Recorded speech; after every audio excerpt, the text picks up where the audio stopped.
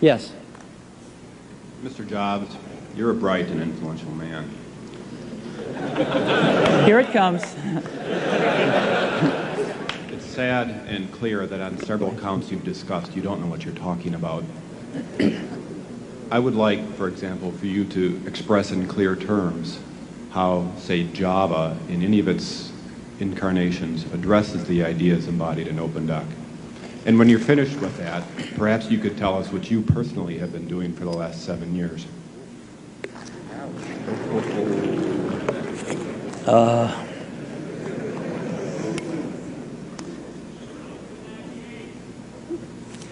You know, you can please some of the people some of the time, but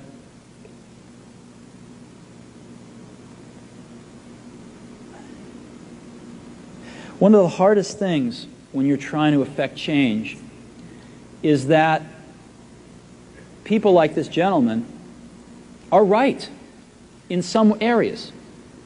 I'm sure that there are some things OpenDoc does, probably even more that I'm not familiar with, that nothing else out there does. And I'm sure that you can make some demos, maybe a small commercial app that demonstrates those things. The hardest thing is, how does that fit in to a cohesive, larger vision that's going to allow you to sell $8 billion, $10 billion of product a year? And one of the things I've always found is that you've got to start with the customer experience and work backwards to the technology. You can't start with the technology and try to figure out where you're going to try to sell it. And I've made this mistake probably more than anybody else in this room. And I've got the scar tissue to prove it. And I know that it's the case. And as we have tried to come up with a strategy and a vision for Apple, it started with what incredible benefits can we give to the customer? Where can we take the customer? Not starting with, let's sit down with the engineers and figure out what awesome technology we have, and then how are we going to market that. And I think that's the right path to take. I remember with the laser writer, we built the world's first small laser printers, you know.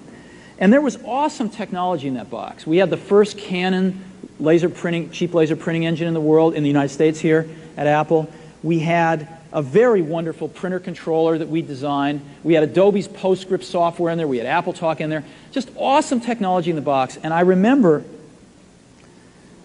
seeing the first printout come out of it and just picking it up and looking at it and thinking, you know, we can sell this.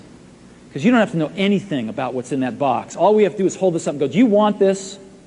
And if you can remember back to 1984, before laser printers, it was pretty startling to see that. People went, whoa, yes. And that's where Apple's got to get back to.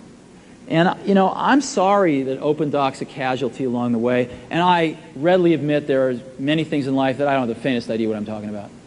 So I apologize for that too. But there's a whole lot of people working super, super hard right now at Apple. You know, Avi, John, Garino, Fred. I mean, the whole team is working, burning the midnight oil, trying to, and people, you know, hundreds of people below them, to execute on some of these things, and they're doing their best. And I think that what we need to do, and some mistakes will be made, by the way. Some mistakes will be made along the way. That's good, because at least some decisions are being made along the way. And we'll find the mistakes, we'll fix them. And I think what we need to do is support that team going through this very important stage as they work their butts off. They're all getting calls, being offered 3 times as much money to go do this, do that, the valley's hot, and none of them are leaving. And I think we need to support them and see them through this and write some damn good applications to support Apple out in the market. That's my own point of view. Mistakes will be made. Some people will be pissed off. Some people will not know what they're talking about. But I think it is so much better than where things were not very long ago. And I think we're going to get there.